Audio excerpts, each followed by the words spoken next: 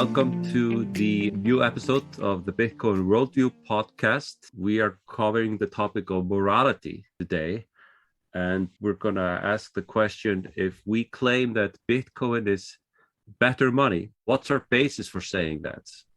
More than just saying it's more practical or protects us against inflation, etc. Those are practical reasons.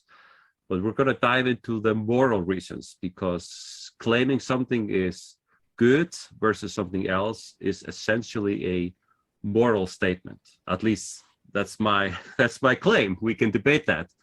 So we're going to have a little different format this time around. I have with me some good friends, Stephen from the US, Stefan from Iceland, and then myself. And we are going to take about 15 minutes each to share our point of view as for a basis of morality.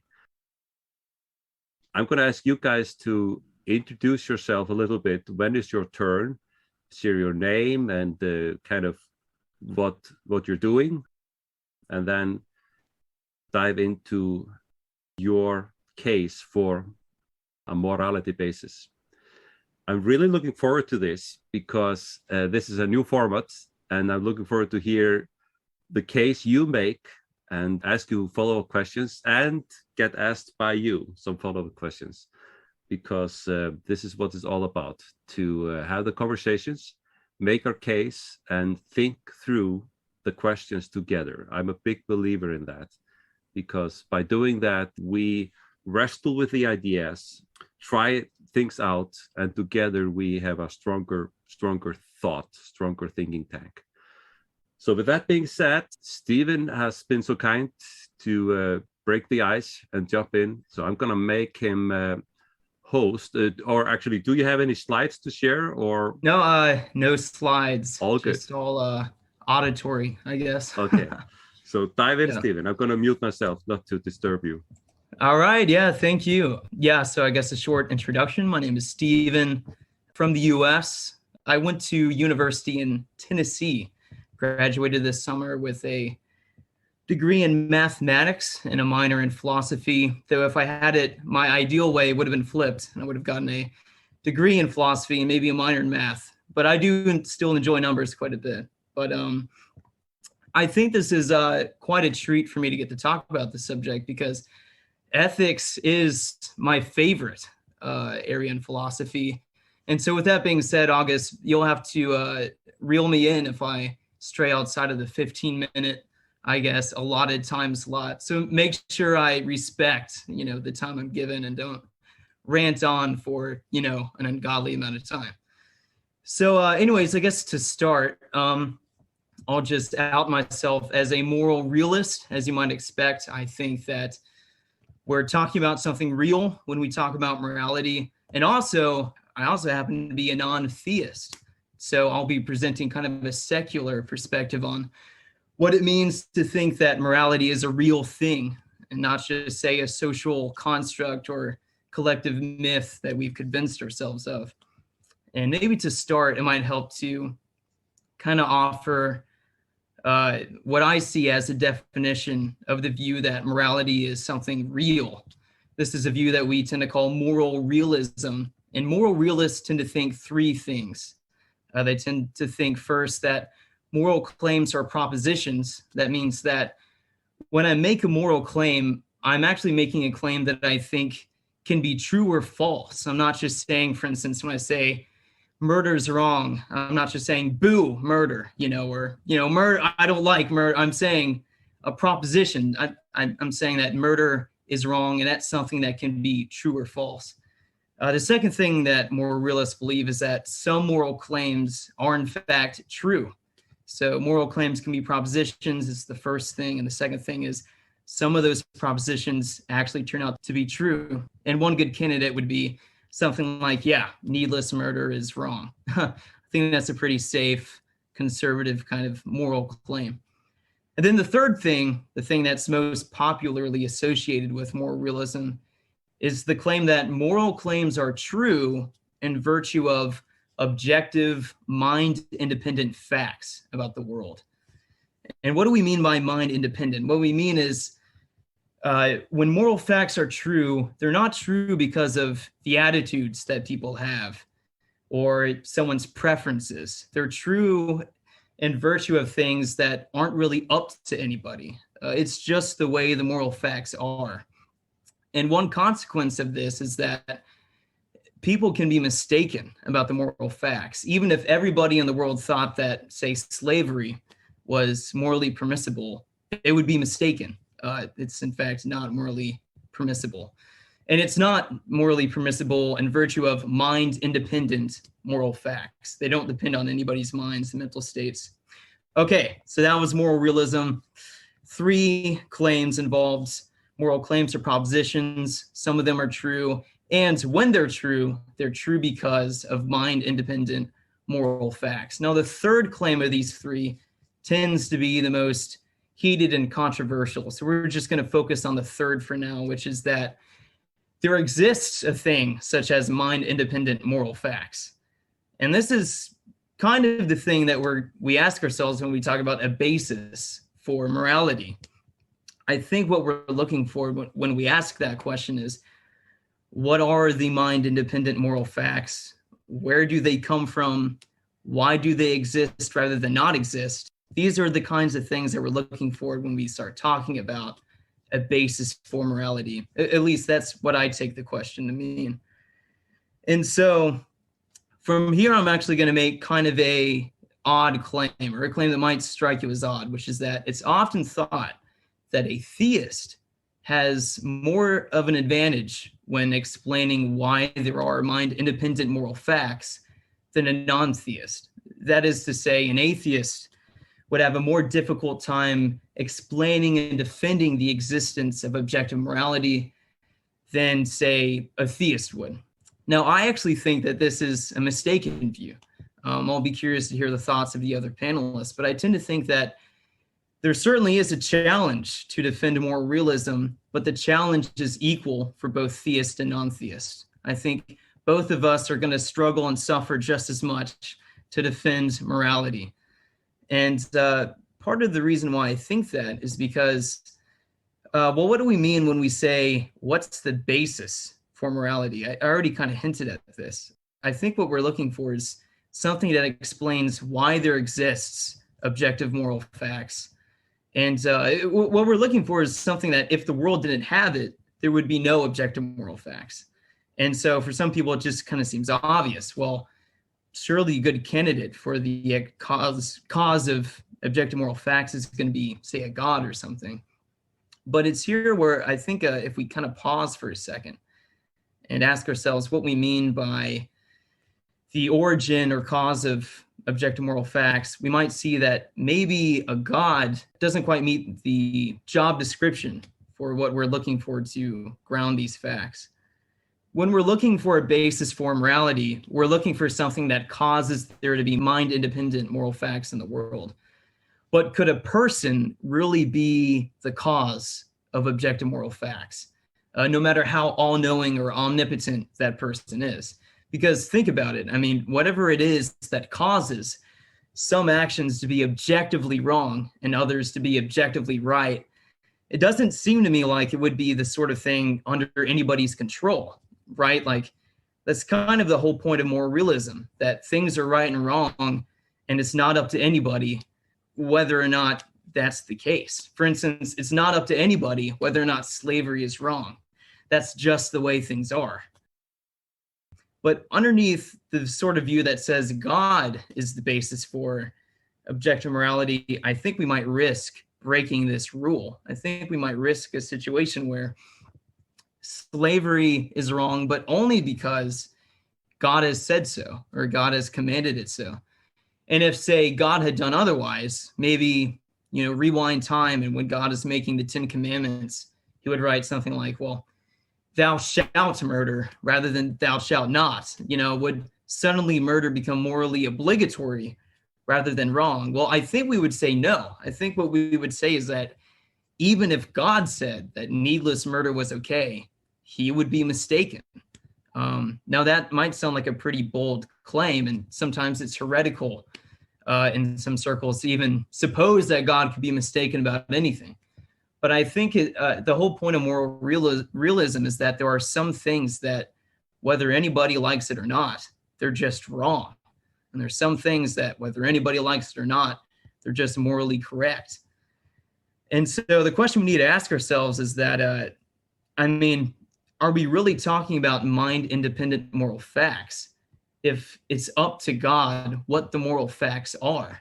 It actually kind of seems like the moral facts are dependent on God's mind in this view, which interestingly, we would have kind of like a subjective account of morality where whatever is moral is whatever aligns with the attitudes of God and God's moral preferences. So really, I think we don't get what we want out of moral realism if we try to ground it in God, because what we would end up with, at least it seems to me, and I'm excited to hear maybe some pushback on this, it seems like we would end up with a subjective kind of account. And one thing I'll also mention briefly too is there might be some theological puzzles that spill out of a view like this too. For instance, most theists want to say something like, God is good, and for this, he is praiseworthy. It's God deserves praise because of how good God is. But, if goodness really just boils down to being aligned with God's preferences or what God approves or disapproves of, then it seems like by definition, God is going to be good. Right? Unless God both approves and doesn't approve of something, then, God is just kind of going to be good by default.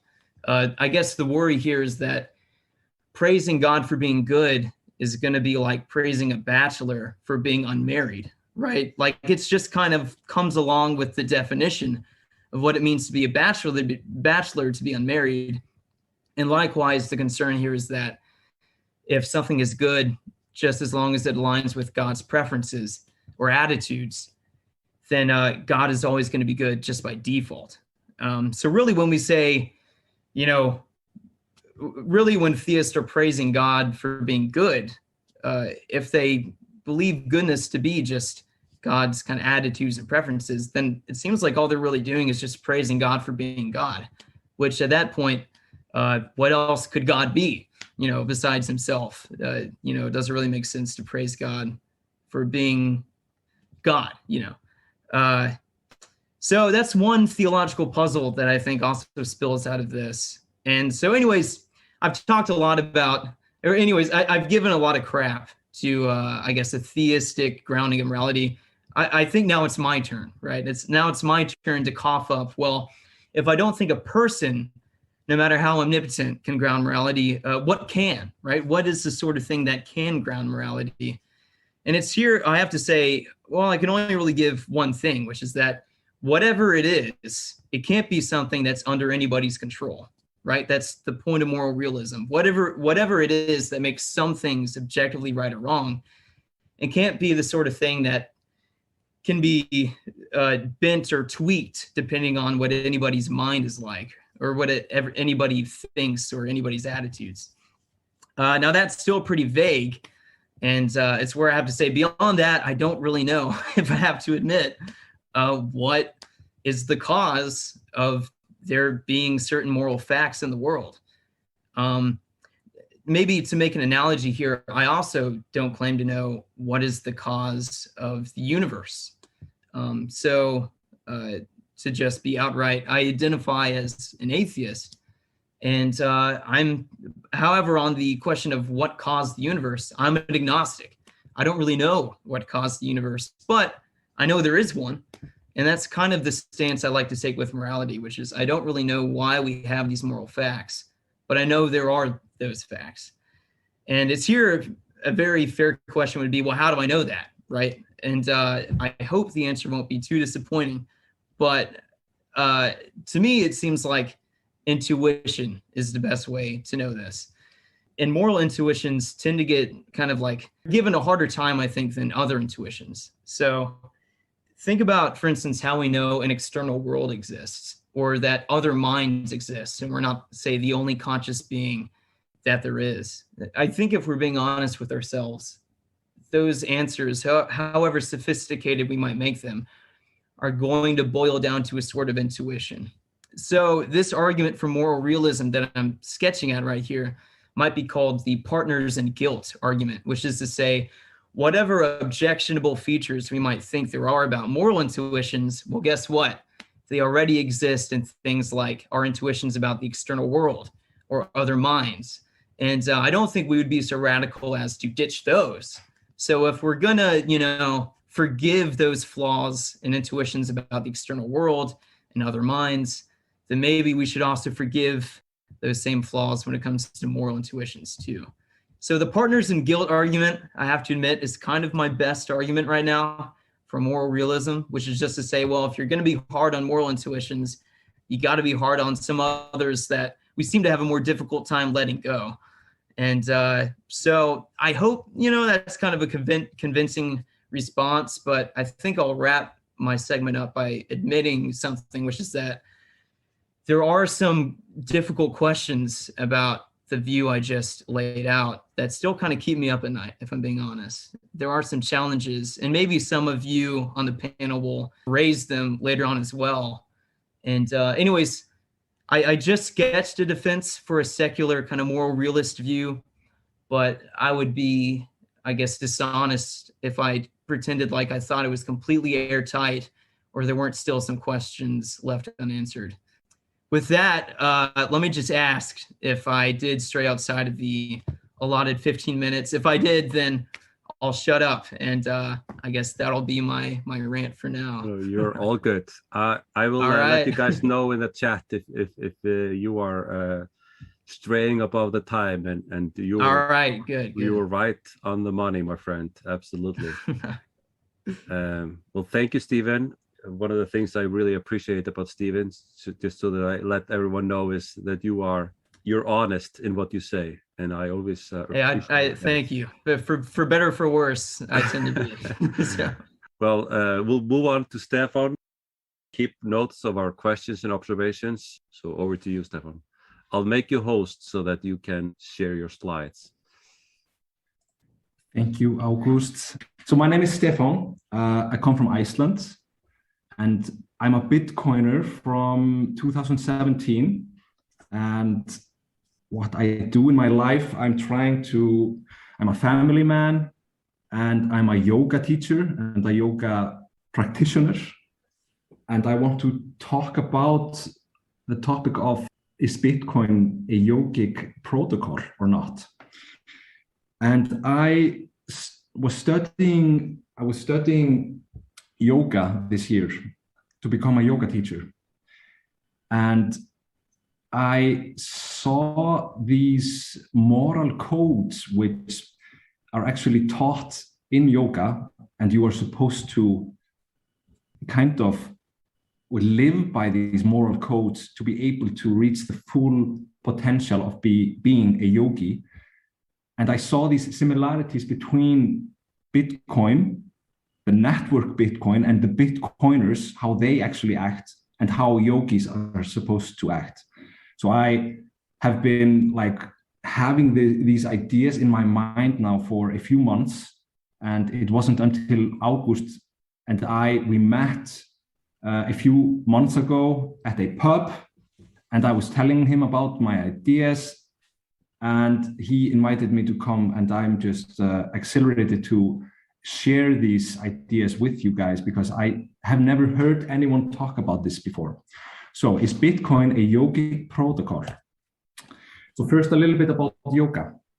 Yoga is roughly 5,000 years old. It's a tradition that comes from India. It was first mentioned in the Bhagavad Gita. And since that time, yoga has been developing into many different branches of yoga. So we have different types of yoga. You maybe heard of Hatha yoga or Tantra yoga or Kundalini yoga. There are these different ways to practice yoga, but more or less they are all trying to reach the same thing, which is self-realization. So yoga means union or integration. Yoga is about linking two separate things together. And most importantly, we are trying to bring the body and the mind together as one. And this is helping the yogi to connect with his surroundings better, to connect with basically everything, with nature. And this is what yoga is about. Yoga is not a religion, but it's rather a practice or even a lifestyle which is designed to help to unify body, mind, and spirit. So yoga is a way of life which allows the yogi or the practitioner to connect to a spiritual essence that does not belong to any one religion, because people from all different religions are practicing yoga. And it's not about any, there aren't any gods or deities in yoga. It's all about self-practice. And personally, when I practice yoga, I feel like I am fine-tuning my body. So I become more clear. I feel more clarity. So I'm like a smoother machine that is able to enjoy and experience the world better than before. So some people might argue that, okay, but you can go to the gym and do the same thing. You feel much better after that. But with yoga, it's a little bit different, because you have the combination of doing physical exercise, breath work, pranayama, and then meditation. So all of these three things combined make yoga special in my mind. So in a yogi who is perfect, the potency of nature flows abundantly. This is a man called Iyengar, and he was one of the first people that introduced yoga to the Western world. So he came to America in, I think, the 1950 or something like that. And he brought yoga to the Western world. And what people in the Western world think of when they think of yoga is exactly what you see in this picture. It's people doing body postures, but actually yoga is much, much more than that. And I'm going to show you right now. So if yoga is about unifying the mind and the body, the method of doing so is following the 8 limbs of yoga. So we start from bottom and we go upwards until we reach the highest level, which is union or samadhi. The 8 limbs of yoga, they come from a document which is called the Yoga Sutras, and they were written around 400 after Christ by a man called Patanjali. And if we talk about these steps from the bottom up, we have the yamas in the beginning as the base layer. And you can think of these 8 layers, 8 limbs of yoga as a tree. So we have the roots. The roots are the yamas, and these are moral codes, which I'm going to go into in more detail after this slide. But after you have perfected the moral codes, you are able to look within and purify yourself with the niyamas. So when you are with the yamas, it's more about how you act in the external world, and the niyamas is more about how you are in your internal world, if you can word it like that. And after these 2 steps, you go into the asanas, which are the body postures. So this is what everyone is doing in the yoga studios. But most people are not concentrating on the first steps, maybe like they should be doing. So you have the asanas, which are the body postures, and they actually help you to control your body and like loosen up your body, so you're able to breathe better. And with the breath, the pranayama, you are actually able to go to the next step, which is pratyahara, or sense withdrawal. And the sense withdrawal is when you are able to concentrate, so you are not focusing on the touch or the smell or eyesight or anything. And with this, you get focus. And with deep focus, you're able to meditate. And when you perfect your meditation, you're able to reach the highest step, which is samadhi, which is the union of body and mind. So samadhi, just a little bit about that, it's described as a state of joy, peace, and unification of yourself and the mind. This is the highest state of mental concentration that people can achieve while still bound to the body, and which unites them with the highest reality. So what is this highest reality? Everyone needs to answer that question by themselves, in my opinion. But for me, that is the realization that everything is united. So all is one, just like the hippies said. And we are all part of this creating force, which some people call God. So we are all gods, in my opinion. So yoga it's an art, it's a science, and it's a philosophy all in one. And it helps to join the powers of body and mind and soul for achieving self-realization through samadhi. But because we're talking about the moral codes, and this is a Bitcoin podcast, let's go on to the yamas, the root system of the 8 limbs of yoga. So the first step is ahimsa, or non-violence. Ahimsa enables us to live in such a way that we cause no harm in thought, speech, or action to any living being, including ourselves. In its purest form, ahimsa is the spontaneous expression of the highest form of love, universal love, kindness, compassion, and forgiveness.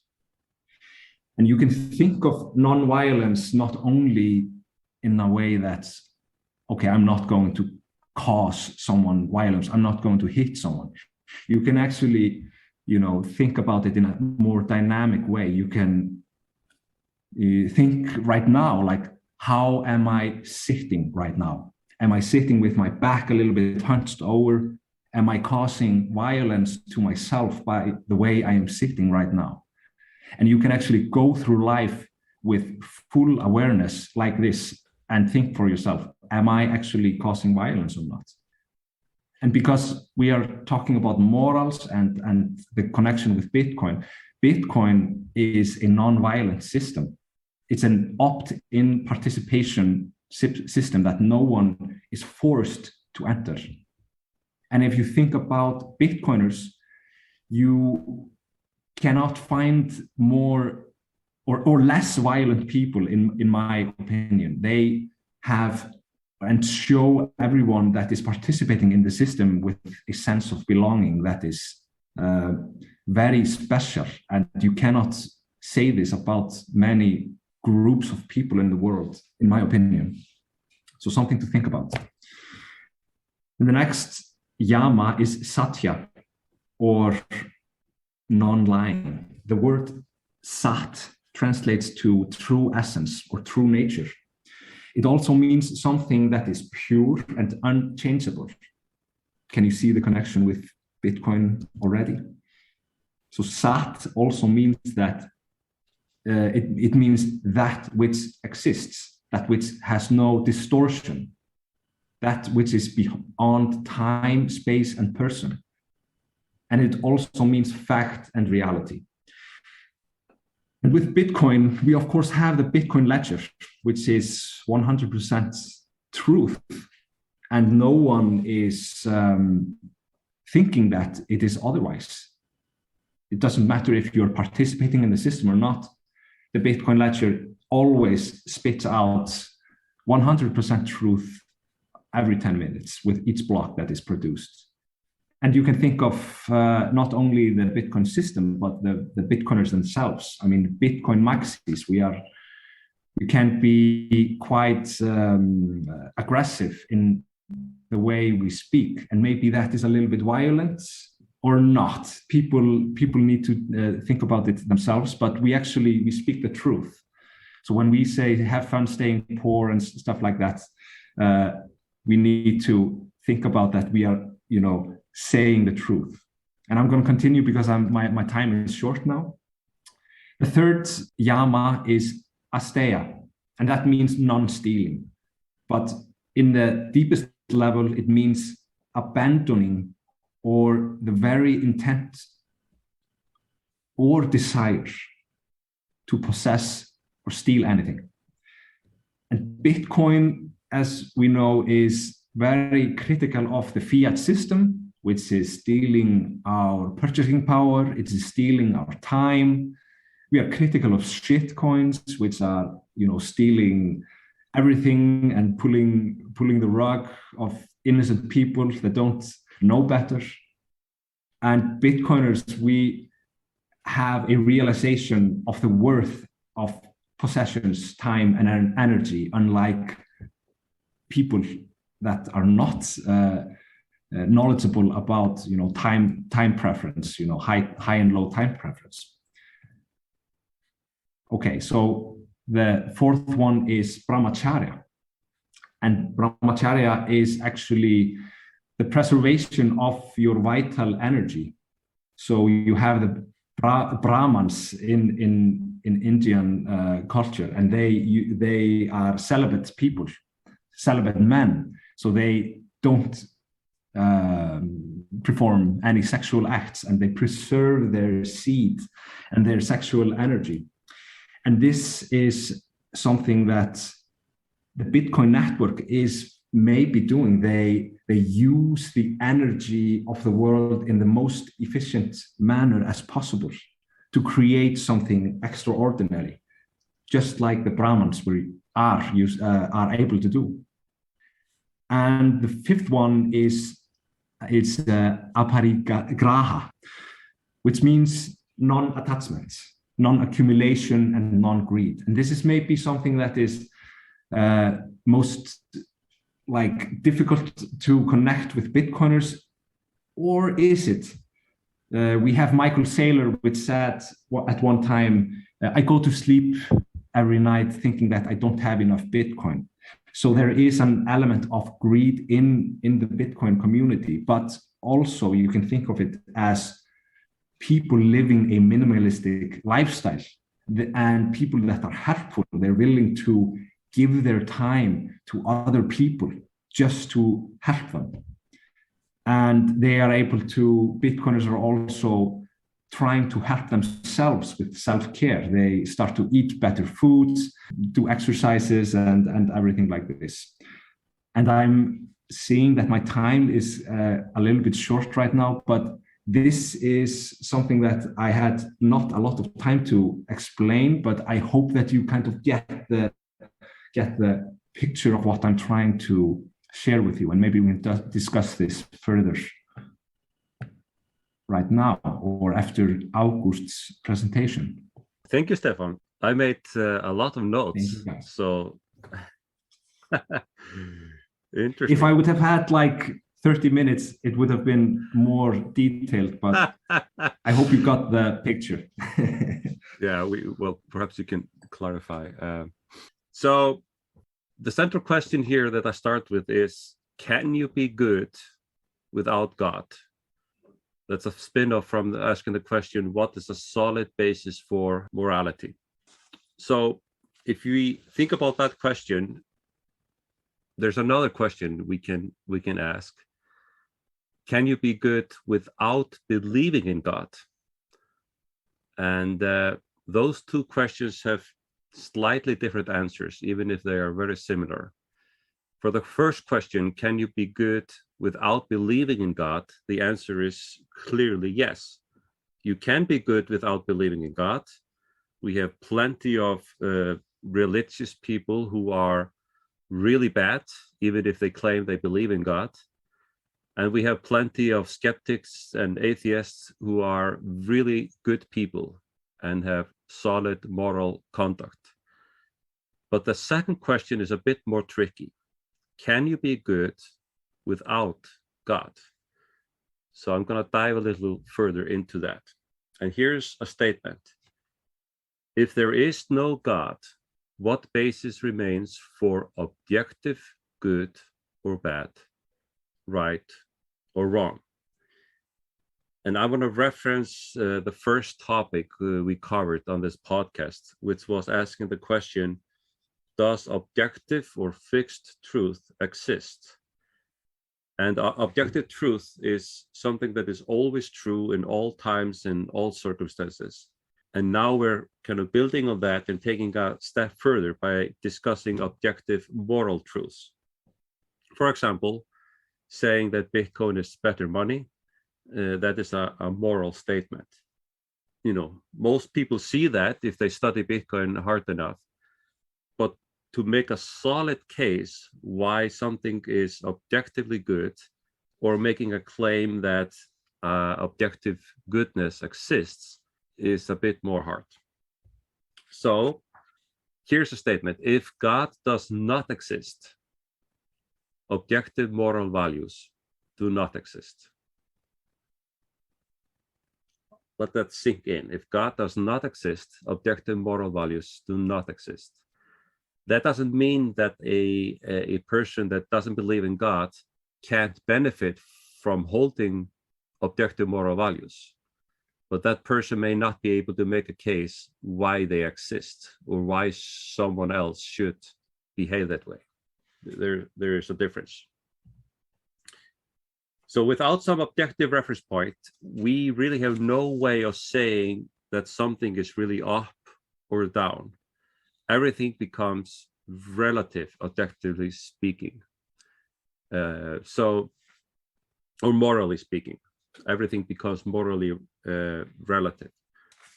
What we have when God is there in the picture is that we have this God's nature. So in who he is, we have an objective reference point for moral values, because God is good, because God is love, because God is patient. We have objective reference point for moral values. So his nature, or who he is, becomes the standard to measure all actions and decisions. Now, if I'm lost in the forest and I'm trying to find north, having a compass that just points to me doesn't help me. I need a compass that always points north. That's the whole point of a compass in the first place. That's why having a solid objective basis is vital. So on the flip side of that, if there is no God, all we are left with is one person's viewpoint, which is no more valid than another person's viewpoint. And that kind of morality is subjective morality. And that means like your preference for a chocolate ice cream. If you like chocolate ice cream, the preference is in the subject, not the object, meaning that preference does not apply to other people. And in the same way, subjective morality applies only to the subject. So subject morality is not valid or binding for anyone else. You can be sitting in a group of people and you say, I think this is right. And that's all well and good, but unless you can make an objective case, solid case, why everyone else should behave this way, you're just talking about subjective morality. Here's an example from Mr. Richard Dawkins.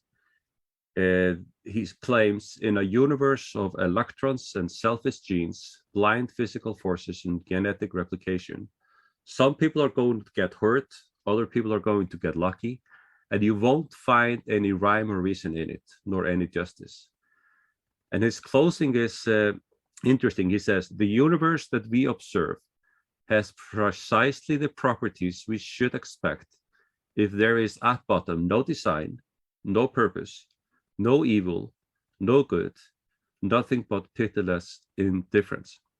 Now, Richard claims atheism, and on that basis makes this statement inconsistent with his atheistic worldview.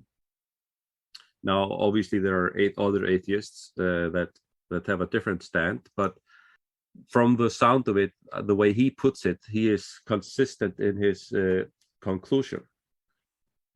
Here's the case for why God's nature and who he is a basis for morality. God has expressed his moral nature, who he is, as commands. For example, saying you shall not steal, that's a command. And these commands provide the basis for moral duties, why we ought to behave in a certain way. Let's take another example. God is love. That's an essential attribute of who God is. So the command follows, love your neighbor as yourself. And this command provides a foundation for us to confirm the objective goodness of generosity, self-sacrifice, and equality. And on the flip side of that, enables us to condemn as objectively evil greed, abuse, and discrimination. Now, here comes the dilemma that I think my friend Stephen may have referenced. Is it good because God wills it? Or God wills it because it is good? And interestingly enough, to resolve that dilemma, it's actually neither. It is God wills something because he is good. It's not that he wills it. It's not because he wills it that it is good, or he doesn't will it because it's good. He is good in who he is. The objective moral values flow out of who God is.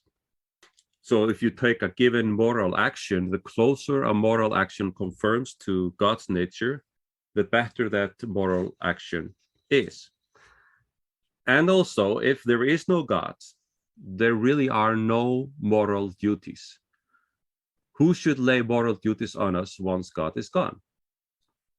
Then you don't have his essential attributes, you won't have the commands, and if you don't have the commands, you don't have the foundation for us to confirm objective goodness. And following that, if there is no God, then essentially humans or man is simply a differently evolved animal.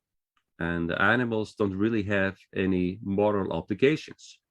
For example, the dogs in my town here in Iceland, they don't have a weekly meeting to discuss how to improve human rights. You know, that's not something they talk about or are interested in. Moral questions is the area of humans, not dogs. And if there is no dog, then human behavior should be treated in the same way. No action should be considered really morally right or wrong. Humans would simply do whatever they want as they see fit. And if I decide to rob another human being to advance my own wealth, I'm simply beating them in the Darwinian competition of being stronger than they are. Tough luck. But the reality is that most of us realize that good and bad do indeed exist. And most people, or I would even say everyone, cries foul when wrong, irrelevant of worldview. So that's that. In other words, our sense experience convinces us that the physical world is objectively real. And if you doubt that, just try jumping off a building. Well, please don't do that, but you get the picture. And likewise, our moral experience convinces us that moral values are objectively real. So there's a real, sense of coherence between our sense experience and our moral experience. They both point to objective reality. So if your house is broken into while you're away, or if you're not at your house right now, you will cry foul, most probably, regardless of the basis of your morality, if you believe in God or not, etc. And in the Bitcoin world, for example, we cry foul when 40% of the dollars in circulation came into circulation in the last 12 months, because it's theft. And the failing monetary systems, which this kind of debasement is part of, these systems are pulling our nations apart piece by piece. And we can cry foul because we have a sense of what is morally good, because God is good regardless if we believe he exists or not. We can be good even if we don't believe he exists. We may just have a harder time making a case for why humans should behave a certain way. And just make note that every time we say, hey, this is not fair, or this is injustice, we are actually affirming our belief in objective moral standards. So another example of that, the fiat monetary theft, child abuse, racial discrimination, or terrorism, are these just our personal preference when we say these are evil or wrong? Is it just a personal preference or opinion? Or are these things wrong for everyone always? And obviously my claim is these are objectively evil things. Here's a quote from Michael Ruse, who actually is an atheist. He says, "The man who says that it is morally acceptable to rape little children is just as mistaken as the man who says 2 + 2 = 5. So the moral argument for the existence of God is as follows. If God does not exist, objective moral values and duties do not exist. Objective moral values and duties do exist, therefore God does exist. So I just want to highlight that I took some liberty of using notes from Reasonable Faith with William Lane Craig as I put that together. So that was my presentation, gentlemen. So I think I didn't cheat on anyone. I think I stayed within the time frame fairly well. So now we'll switch gears and move into conversations and questions. Yeah, the floor is open. What do you say? Can I ask questions, or am I just? Please, Marcus, okay. Shoot away. It's good to hear from you. All the rest of us have been talking. So. Okay, sure. Well, yeah, I did have some thoughts from you guys' presentations, which were all very interesting. So thank you very much, each of you.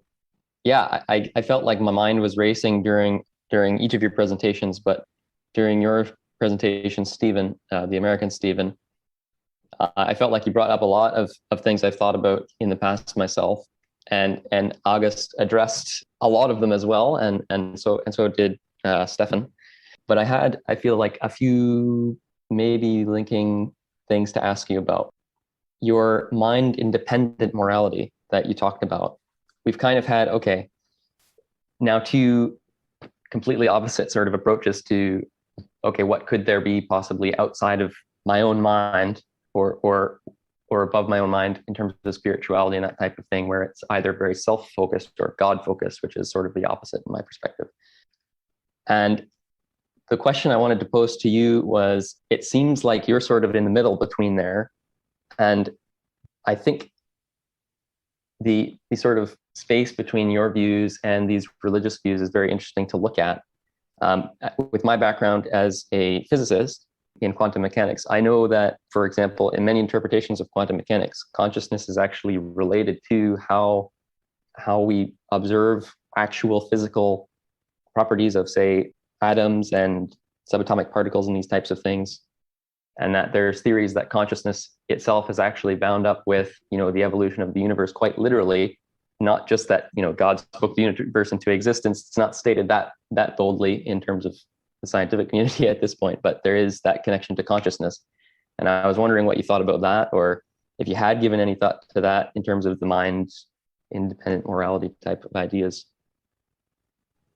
Yeah, and it's also good to hear you speak. As August mentioned, all of us have been yapping about, so it's good you finally have a chance to share your thoughts. And yeah, that's certainly a really good and interesting topic. Sounds like your question hits the domain of philosophy that is maybe a more philosophy of mind. Right. And specifically, one big question in philosophy of mind is, what is consciousness really, you know? Yep. And yeah, that I think that's one of those questions in philosophy that it was deserving when it received its own entire field. It is a very big question. I think what I would have to say is that I am a kind of materialist about consciousness. I think that consciousness, whatever it is going to be something that it supervenes and is brought about by natural forces, like any physical phenomena. Maybe quantum physics ends up being the best explanation. So this is where you actually get to a cool division of labor, right? So physicists are going to be the ones who come up with the best explanation for what physical things, if any, could bring about consciousness. And yeah, maybe philosophers would have to deal with, well, what role might other ideas of mind play, like souls, for instance? You know, or is there an explanatory role for souls in a picture? But I hate to disappoint you, but I'm gonna have to say I don't really know exactly. I haven't looked into the field of philosophy of mind enough to really have too much of a more, I guess, fleshed out stance, other than just I am kind of a materialist about consciousness. So if quantum mechanics ends up explaining consciousness, that sounds like something that I would vibe with, and but Cool. not, I guess, send me into an existential crisis. Can I press in on that question a little bit before you continue, Marcus? So, Stephen, would it be a fair statement that you lean towards saying that your mind has primarily a materialistic existence? Yeah, I think that consciousness is a physical phenomena, right? And the things that bring it about are purely natural forces. And okay, do you think that your mind can actually change your brain by doing perhaps the yoga that Stefan is doing? I think I guess it depends what we mean by changing one's mind. If we mean that by certain thoughts, I can completely. I mean, in one way. For example, if you practice certain thought patterns, that you will literally change how your cells are lined up in your mind. The physics of your brain will change because you decide to practice certain thought patterns. Yeah, I mean, that's more of a question for psychologists, and it seems like the current state of that field is that, yeah, for instance, habit forming involves forming synaptic connections and change the neural pathways. So, yeah. Mm-hmm. I think most of us would agree with that, and I think that is a case for saying that the mind and the physical brain are two different things, because if they were completely the same thing, the one and same thing can't change the one and the same thing. You need to have some differentiation between them if one is supposed to change the other. So that's basically my a case for not a proof, obviously, but a case in point that there is some difference between the physical mind and our soul, so to speak. Yeah, that's definitely a puzzle for the materialist view. I think the quick and dirty answer I would give is just, it seems like the mind and the brain are different things, but maybe the mind supervenes off of the brain. So maybe similar to how music is different from a radio. A radio can play music. The music kind of supervenes off of the physical components of a speaker and circuitry. But there is certainly a lot more to dive into there for sure. I'm not going to pretend like I did your question justice in just a few seconds, but that was fine. No. I don't know if I have the privilege to carry on, but it's the floor is free. We have about 30 or more minutes to talk, so feel free. Awesome. Okay, well, I really like the word used, supervenient. There's like prevenience, where that's supervenience in time, and then there's supervenience, which is the more general concept. And I think that sort of brings us to the question of like embodiment as consciousness, which says that basically, okay, the relationship is one of supervenience between mind and brain, I guess. If that is the case, then when you're trying to say, okay, they're two separate things or they're the same thing, it's like, okay, well, you could almost say both, right? Depending on your perspective and how you want to separate them out.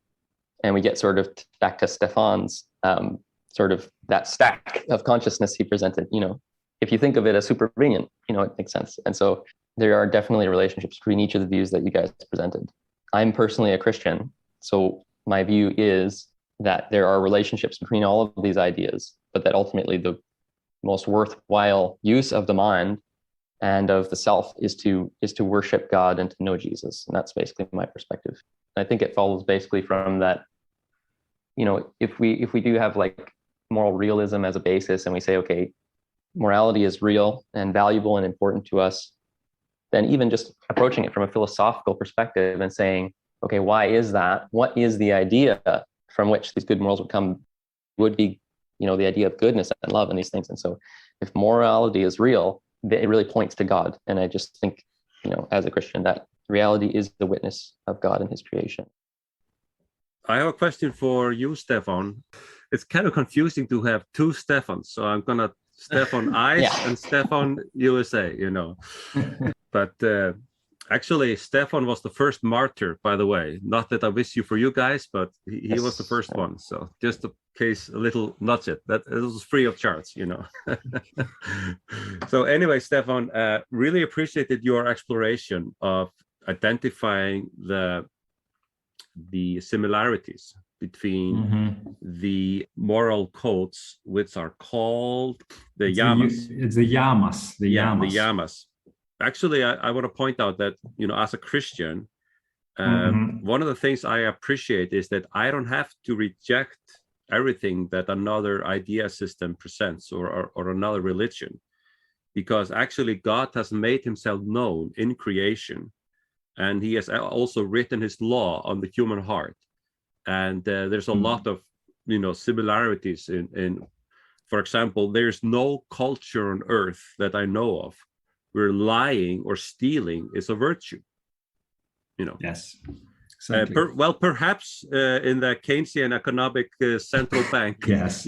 Stealing is a virtue where they just print money and steal your bank accounts, purchasing power. But you get the point, So when you present your yamas, I go, yes, this is great, and Bitcoin represents what is good and how to actually flow and work with the world as it really is. So if you pursue these virtues, and if you pursue the virtues of Bitcoin, you are working with the wiring, the hard wiring of the physical world around us. And I really believe that if the physical world, as a Christian, I believe that if I put my hand on the stove, I get burned. So there's a level of guidance in the physical world designed by God to kind of point us in the right direction, and we can discover that without having any Bible or any knowledge of God, just by exploring the world around us, But here comes the challenge kind of from me to you, because here are the yamas, but why should I pursue them beyond them being practically good for me? So there wasn't really much in your presentation as for making a case why they are objectively true. Do you follow what I'm saying?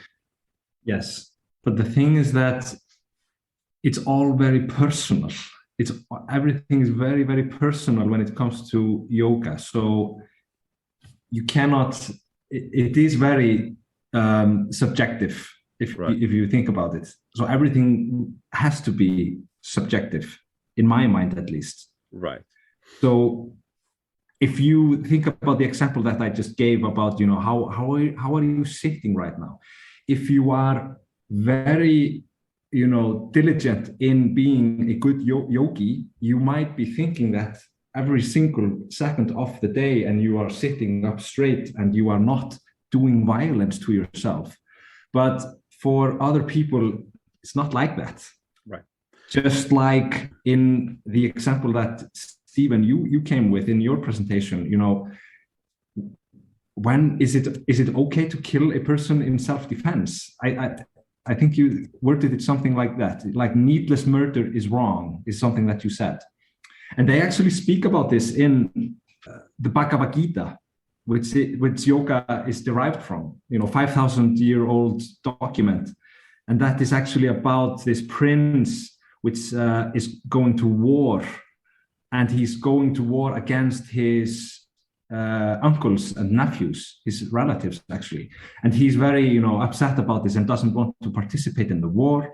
So Krishna comes to him and he actually explains to him that he needs to do this, and it's like a moral duty of his, which I'm not going to put my opinion on, but you can, it's different. This is a great example because Krishna is making a case why he ought to behave in a certain manner. And you just said earlier that in the yoga system, there isn't really much you should behave in a certain way. It's more personally, what do you want to do, Yes. And because the Bhagavad Gita is like a religious text, but yoga is different from that. But just to talk about a little bit the connection of Bitcoin and the yamas, because Bitcoin is about money, and money is about transacting with other people. It's one of the most fundamental ways of communicating. So this is going to be a big subject in how we actually live our lives, how to deal with money. And if you want to become a good yogi, these are the moral values which have been followed for 2,000 years now, because these yoga sutras are from like 400 after Christ. And when I talk about how yoga is a scientific method, it's a scientific method in a way that it has been exercised by individuals, endless of individuals, and they all come to agree on this is a good method on how to reach this final goal of self-realization. So Bitcoin only becomes like a part of how you should do things. So if I want to be a good yogi, I'm going to sit straight as much as I can and not do violence to my back, and I'm going to transact in the best moral money that I can find. Interesting. Yeah. If you have more questions, because this is like I'm presenting this in like for the first time, and I hope I'm making. I hope that you understand what I'm trying to do. It's interesting. Cool. Yeah, there's like, I guess blockchain is almost only like in this conversation so far, just like a commonality between the different voices here of like, okay, we all think this is an interesting thing, a place almost where we can then chat about our morality, and the topic is morality, but the focus has been less about the technology and blockchain and how that implements your morality, and more about this is my morality and I love it, So yeah, but I think that's for a reason maybe. And I was just going to ask, do you guys see blockchain more as an opportunity to live out your preconceived moralities, or do you see it more as an expression of your preconceived moralities? Well, let me jump in while I think about this. So my observation is that I have noticed that people change the way they think once they start to dive deep into the nature of Bitcoin. I'll give you a couple of examples. When they realize that Bitcoin has a fixed supply, and it's really a land grabbing game where there is just a fixed amount of land, they start to align their lives to start long-term savings in Bitcoin. And they start thinking more about their future, about building a family over even generations. I'm going to acquire Bitcoin to build wealth and sustain my family into the future. people start to reduce the amount of stuff they buy, cheap stuff that they're just throwing away. So really, I have seen people change the way they think, and actually their morals go up. Cool. Yeah, I was actually going to say the same thing. I think that just like speaking personally and from what I see and hear from other people that are into this space, it's like a mind virus that tries to make everything very clear. You have a clear goal of life, kind of, and they align with these morals that are taught in the yoga system that I'm presenting. And I did not know about them before I knew about Bitcoin. So when I was like reading about this, I'm going through the first yama, like, okay, non-violence, okay, cool, yeah. Okay, then non-lying, okay, nice. I'm like on Twitter every day and like, okay, Bitcoin is on my mind. So like, and then non-stealing, and then non-waste of vital energies, and then non-greed. And it was just like, whoa, this is like totally connecting with Bitcoin and both the network and the culture of Bitcoiners. So it was kind of a eureka moment for me, and I'm hoping to, because there's like a lot of information about the yoga systems and these yamas. So I want to try to write out a little bit more about this. So this was just like a sneak preview into what I hope to be like. I do want to point something out actually before I forget, Stefan, where you were talking about greed, and you were saying perhaps I struggle with finding a connection to there.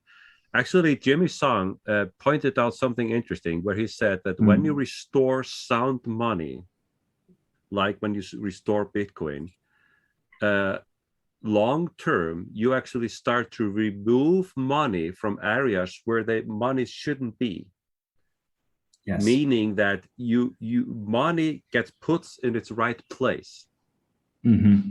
Simple example, here in Iceland, we see lots of people buying property to protect themselves against purchasing power. So they put wealth into property. Well, property shouldn't really be used to store wealth, but to provide housing for people, right?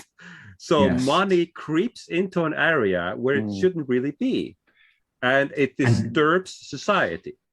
Exactly. And this, you can see this in the memes of people which post their pictures like they are in their apartment with a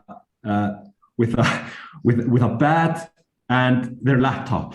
Yes. And nothing else, because they've sold everything. Yes. Because it's all junk, who needs stuff? I was talking to a 20-year-old girl a week ago on a flight, and I just asked her, so what's kind of on your mind and on your generation mind? What are you thinking about? And she said, just right off the bat, I'm saving for my first apartment.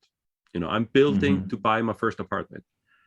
And obviously I told her, well, that's actually really hard because all the bank accounts, saving accounts in Iceland in the last year had minus something when you take into account the interest rate, the taxes and everything. So the system actually is working against this young girl saving, which is a great idea to buy her first property. The system is working against her, So that's just an example of the wickedness of our So and this is like a part of the non-greed of Bitcoiners, in my opinion, because what do Bitcoiners do in this? When they speak to people like this who are trying to save money for an apartment, they give their time and they give their experiences and they try to educate for free. This is non-greed. This is one of the yamas. And so I could go on and on, but what I would really like to highlight before we end, we still have about 10 or 15 more minutes, but I just want to highlight, guys, that what I really think, and feel free to push back on this, but what I really think is important is two things. One, do objective morals really exist? And two, the connection between them really existing and us being able to make a strong case for that, and then to be able to say to ourselves and our fellow human beings, you should behave in a certain way, not only because it's practical, not only because you will reach enlightenment, or not only because it's beneficial for you and others, but because there is a case, there's a strong moral case why you should behave that way. So with Bitcoin, we kind of make that case because Bitcoin is more sound money, and you can dive into why that is. But still, when you say Bitcoin is better money, you are making a moral argument where you are assuming there's a certain purpose with humanity, and it's actually beneficial for us to flourish, etc., etc. So I just want to underline the fact that having strong objective moral truths is really beneficial if we want to bring others with us in a certain behavior. Does that make sense? Mm-hmm. Yes, absolutely. I hope I didn't kill the conversation by making that statement. But it was a bit of a wrap-up statement, I think. Yeah, I just wanted to make sure to get that in before I forgot. Now, Stephen, the US Stephen, feel free to ask more questions, but I had one question for you. We kind of hinted at this, but you did spend a lot of time explaining why you did not sit on the Christian camp, but you really didn't, you didn't make a strong case or give good examples for the independent mind facts. You did leave me with asking in my mind, do they exist independent, floating in thin air? And is that enough grounding for this idea system to hold water?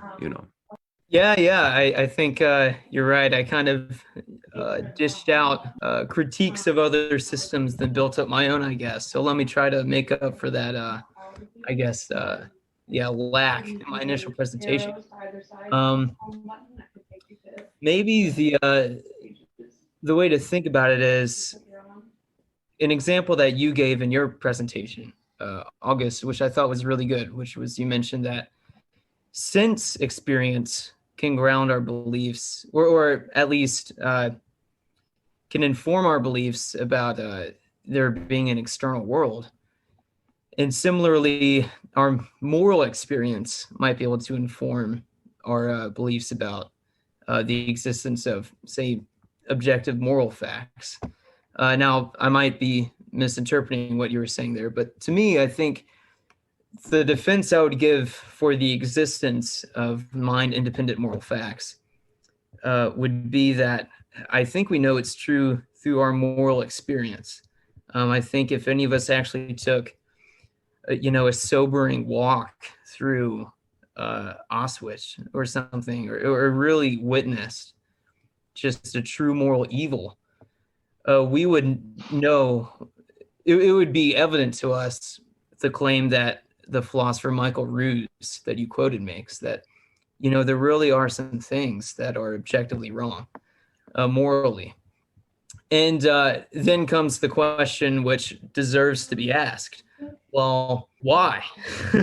Why are some things objectively wrong? What makes that the case?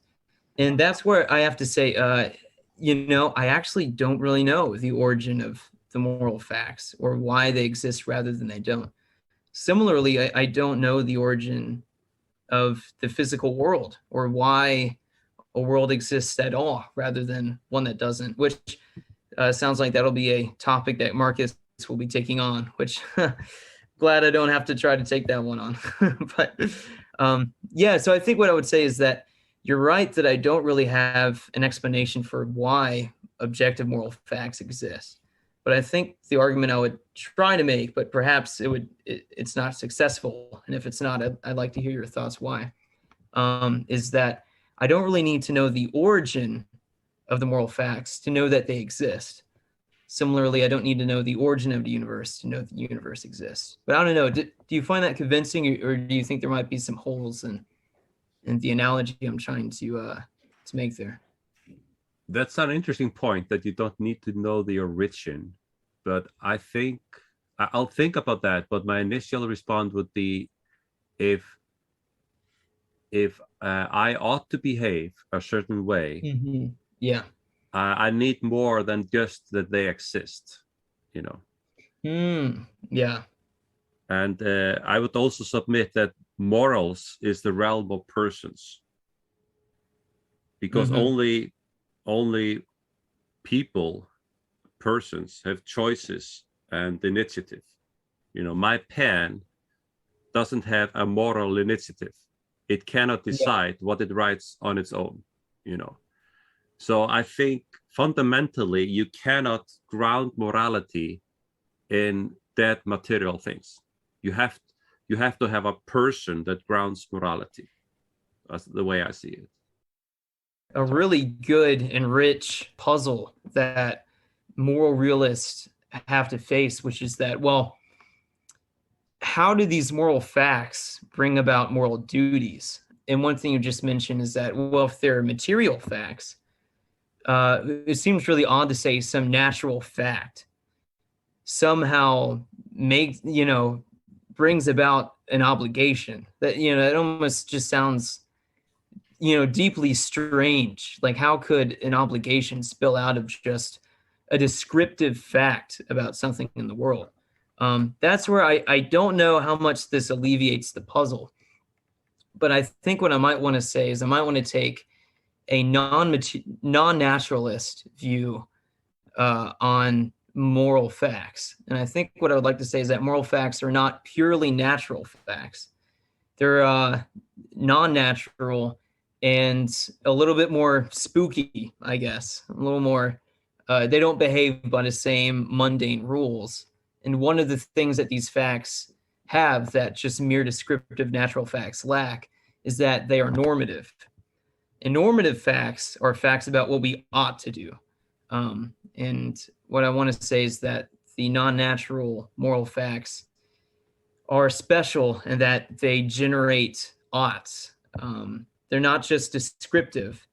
They also tell us how we ought to behave. But it would be dishonest of me to say that just that response alone settles your question, because that is one of the deeply interesting and tricky questions that I didn't say outright. You found one. So, yeah. Good for you. Cool. Do you want to add something, Marcus? Did you have more observations? Oh, just cool. All right. Any pushback or observations on what I shared, guys? Did you note something down? I have one. I just thought it was interesting when you were talking about what Richard Dawkins was saying. When he was saying, the universe that we observe shows us that, there is no God and that. Yeah. And that is totally the opposite of the method that I was presenting. So you have these 8 limbs of yoga, the moral codes, you have to do the asanas, you have to do the body postures, the breath work, and this allows you to actually withdraw the senses. Mm-hmm. So you're not observing, with your normal senses actually. So you actually, go within and you experience something that is not being experienced in normal life, like I think that Richard Dawkins might be talking about. Or am I? Are you saying that through yoga you're actually enriching or increasing your capacity to observe the world around you, or are you increasing your capacity to kind of notice who you are and your connection to the world around you? it depends on what exactly you are doing. So if you are doing asana, which is, yoga that you see in yoga studios, people working out, you become hyper sensitive to feeling your body at that time, at that posture that you're doing.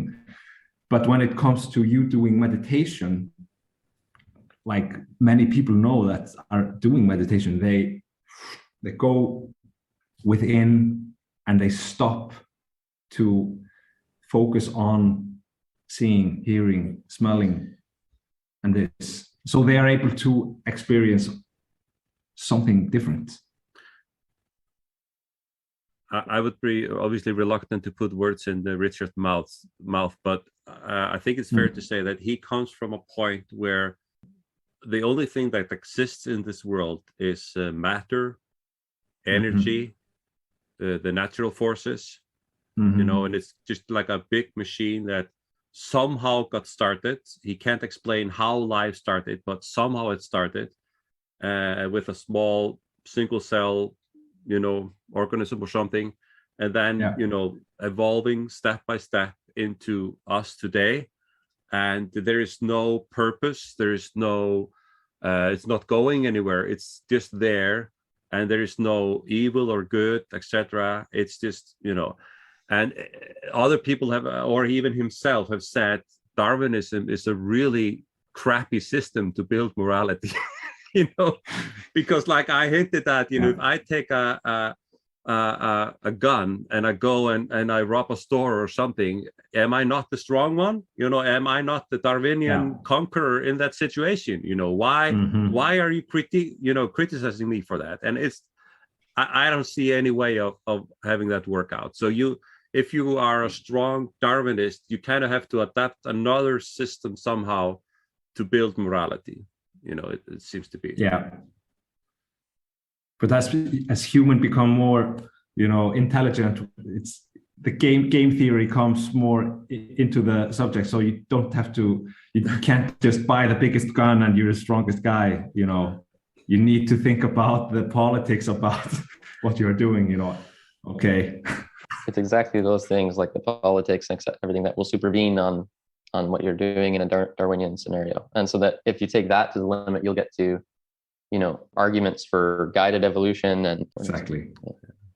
So I just wanted to raise that point because I used to read Richard Dawkins, and I was like an atheist myself when I was 18.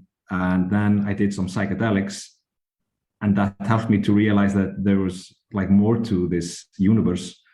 And then I started to do yoga. And then I started to learn about Bitcoin. And then I started to learn like more deeply about yoga to see this information that I'm sharing with you right now.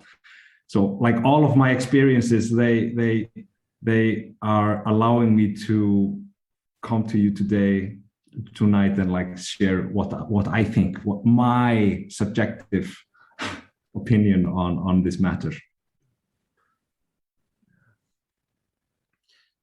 Gentlemen, this has been a joy to interact with you. I have a few things to say to wrap this up, but before I do that, any final questions, observations, or comments? I'll just say thank you very much, August. This was very interesting and fun, a great discussion.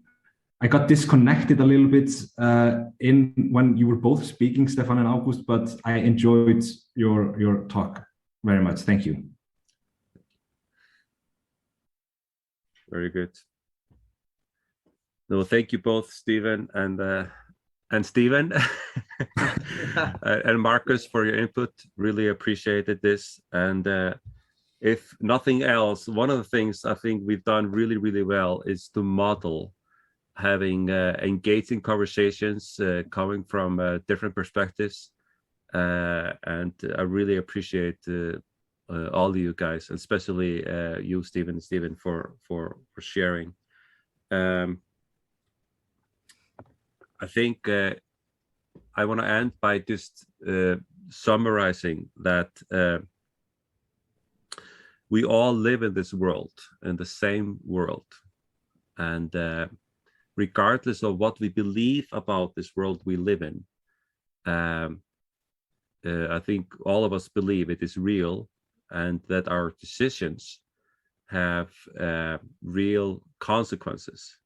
And because of that, a conversation about what actually is good and what actually is bad is important, because it has a direct influence on our choices. As we talk about this same world that we all live in, just like the sweater that I'm wearing right now, you can all see it's a green sweater, So this is an object in this world in a given point, a given location in time. In a similar way, as we talk about objective morality or any other topic as we are exploring this podcast, all these ideas are describing this world that is around us. And yes, we can have more of a materialistic worldview, but even if we talk about an idea of there being a God, if God exists, his sweater is of some color, so to speak. He has some properties or some attributes.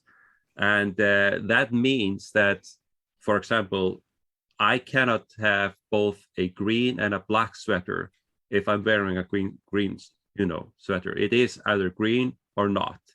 And the same way as God, as we talk about him or any other things, even if those things are not purely materialistic in nature, they have certain properties. And just as 2 + 2 = 4, we can't say that God is both this or something else at the same time.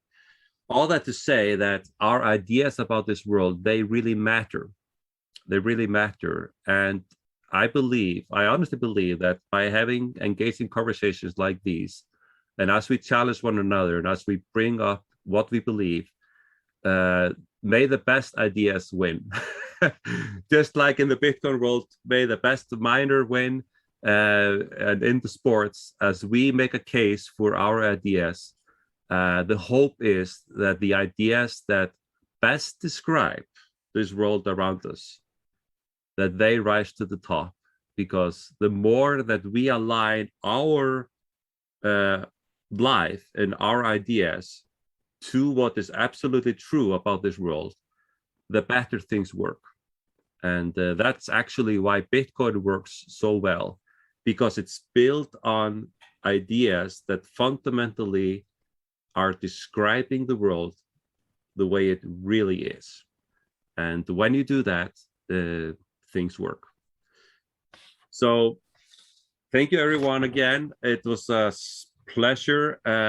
Next episode that will be recorded 2 weeks from now, Mr. Marcus Edwards is going to share with us on the topic of why we have a world at all. And that is related to Bitcoin, as Bitcoin has this amazing ability to already be describing a new physical future for humanity. We'll be curious to hear that.